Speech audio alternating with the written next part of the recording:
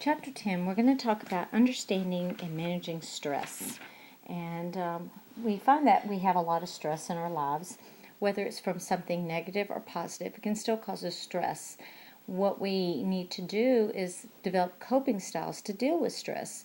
And so that's going to be the focus of this chapter. A lot of it is how people cope with stress so it doesn't become a major issue in their lives. When we think about stress, we have stressors.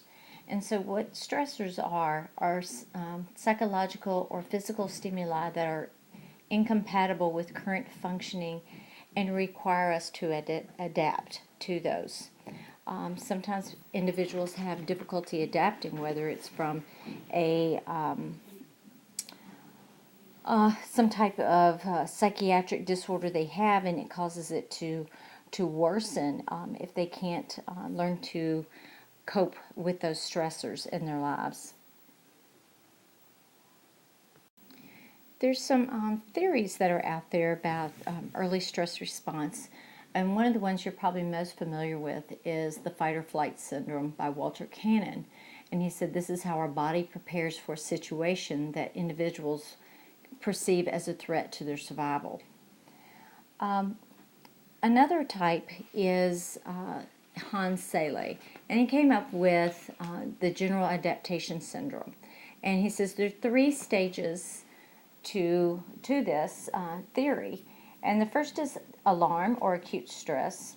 Then the next thing you have is resistance stage, which is also known as adaptation stage. And then you have the exhaustion stage. When you have the alarm, or the first stage, which is the alarm stage, this is when the sympathetic nervous system kicks in, corticosteroids and endorphins. When the alarm stage is very intense and no organism can sustain the level of reactivity and excitement for long, if the organism survives, it starts to go into what we call the resistance stage. And this is when, during this time, individuals stay at a certain level of resistance until they reach an optimal level. And then you have the exhaustion stage, where they attempt to resist the stressor, but can no longer do so. And so what happens is all the resources become depleted, and the stress may become chronic and producing several different types of psychological and physiological responses, and it can even lead to death. Also, there were 2 terms discovered by Lazarus, and they are psychological reactions. And one is distress, and the other is eustress. And of course, distress, when you think about distress, negative energy, it's very draining. These individuals are, depressed, full of anxiety. They feel hopeless, maybe helpless, and it leads to, they're worn out, a lot of fatigue, and they're just overloaded. Eustress is positive and beneficial energy. It's going to motivate someone and results in feelings of happiness, and they feel purposeful, and so those are the good, the good stress. We're back to those good old neurotransmitters, and we're going to talk about serotonin. And remember, this is one that is implicated in depression, and it is a catecholamine in the brain, and it plays a role in sexuality, appetite, sleep, our mood, and metabolism. During times of stress, serotonin becomes more active, and so it's trying to help the body to adapt to those stressors. So hopefully the serotonin levels will precede that of what's going on with the stress. However, as it says here, it may impair serotonin receptor sites in the brain's ability to use serotonin, and that's when the stressors become increased and the body can no longer resist. And so then the stress takes over. We also have what we call the immune stress responses. And stress can actually help to enhance our immune system and help our body to prepare for, something that's going to happen, such as, fighting off an infection or from an injury, or helping our bodies to heal from different wounds. But during times of stress, what we find out is cytokines are being released, and so immunity is, more activated. And what happens is with this activation, it starts to stimulate further release of corticosteroids. And eventually what happens is this inhibits our immune system. This is why people, when they're under a lot of stress, after a while, their bodies start to break down, and then they become ill. Think about when you've been at someone who's been under a lot of stress, and the next thing you know, they become sick. And so this is what's happening. So again, after a while, at first it's good, but then after a while it becomes a negative factor, and again, it can negatively affect the body. We do have what we call mediators of the stress response, and so stressors can be physical or psychological. Physical being in the environment, physical conditions, and things that are happening around us that are actually, within our touch. And then you have psychological stressors, and these are things that, weigh on you, like a big test. You've got boards coming up. Someone might be going through a divorce, or someone's at threat of losing a job, or being, money's being cut in half because of budget cuts at a job, and you're fearful of losing your job, and you're in debt, and you have to pay your taxes. So again, just things like that can really start to weigh on someone and psychologically.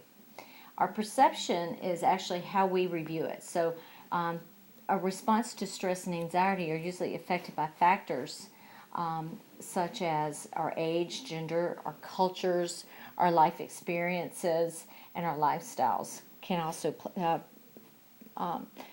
play a role in that, because of our perception and how we perceive different stressors. In an individual's temperament, and how, looking at our makeup and our how we were raised. Some people are very volatile, brought up in a volatile household, where others are very laid back. Also, coping strategies we've learned from family, and this just individual's personal outlook on life in general is how we develop our own individual temperament. Social support. This is just society, economics play a part of this, where you live. What is your social support system, and things like that can also play a role in that. Do you have someone you can go to, or a group you can go to help when there's a lot of stressors there? So those are very important. Hence, there are different support groups for individuals they go to these support groups to help them develop, or help them to enhance their own coping skills. There is a way to measure stress, and it's the Social Readjustment Rating Scale. And they have one also right here in your textbook on page 173 if you want to just do that questionnaire for the heck of it.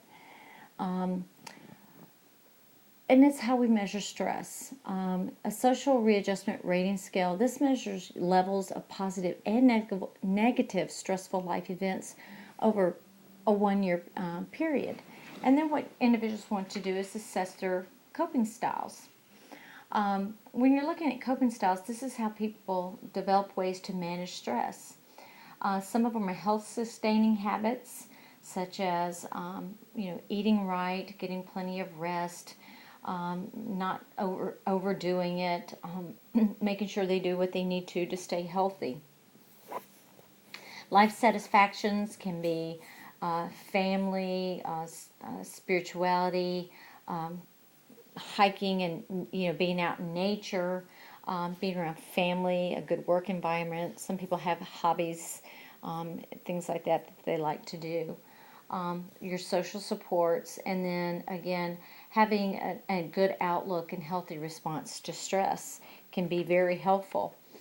Some of the things that are very effective they found to help bust stress can be getting enough sleep and exercise, aerobic exercise, reducing caffeine intake or stopping it. Music can be very soothing. Pets, and there's a lot of pet therapy out there today, and then massage as well. And those are good, effective ways to help to relieve stress. Here's a little case study, and it's a college student's experiencing stress in her life as she tries to manage her schoolwork, job responsibilities, and single parenting. So what attributes can this student develop to manage stress? And so looking at some coping styles that can help people to manage stress. So think about some of those that we just talked about. Some good relaxation techniques for managing stress is deep breathing exercises. Slow, deep breathing. We'll do some of these in class. I used to teach these when I taught childbirth classes, so we'll do some of those. Also, progressive muscle relaxation. I used to do that with my couples as well, and it's very soothing and comforting. Relaxation response. This is a response that allows a patient to switch from a sympathetic mode to the fight or flight response in the autonomic nervous system to a state of relaxation where they're using the parasympathetic. So it helps with many different stressing disorders, but it's a way of practicing how to calm and become more passive and focusing on a pleasant mental image in a peaceful environment. Meditation, again, some people love to do meditation for relaxation, and it's using a quiet environment, and they practice slow breathing, and they try to clear the mind and just sit there and get insight to their own life's experiences and become one. And some people may do the alms and some may not.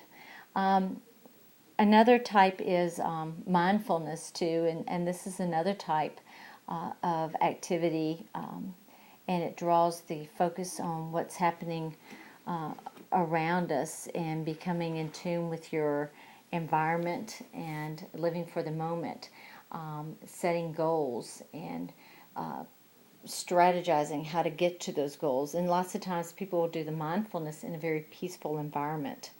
Guided imagery is actually another method that's used where people actually will have images and picture themselves and guide them way into an environment that's very peaceful or a place that's very peaceful. They put themselves there, or they may imagine things happening in a good and positive way that helps them.